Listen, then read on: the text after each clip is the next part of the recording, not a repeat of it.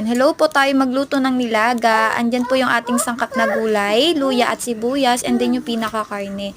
Naglagay na din po ako ng tubig sa kasirola at nilagay ko na din dyan yung sibuyas and yung luya. Tapos isusunod ko na po dyan yung karne. Para isang kuluan na lang, isang timplahan po. Tapos nilagyan ko na din siya dyan pala lalagyan ko na rin po siya dyan ng asin and then paminta. Ayan, para isang kulo, mas malasa po kasi yung ganyan lang. Simpleng luto lang, talagang laga lang po yan. Ganyan lang yung ating nilaga, simpleng nilaga. Tapos, tatakpan ko para mas mabilis siyang kumulo, and then pagkakulo, tinanggalan ko lang siya ng konting mantika ba yung tawag dyan, or yung parang taba ng karne.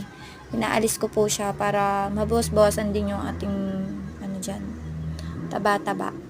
And then, ayan, isang kulo pa, tapos antayin ko lang po siyang lumambot, and then, lalagay ko na din dyan yung ating patatas. Malambot na nga, nilagay ko na po dyan yung patatas. Tapos, isang kulo pa po yan para sure na mas malambot tong ating karne. Kasi mas masarap yung karne pag malambot. And then, ayan. Tapos, pagkakulo, nilagay ko na din po dyan yung gulay. Ayan, isang kuluan lang, talagang nilaga lang po siya talaga.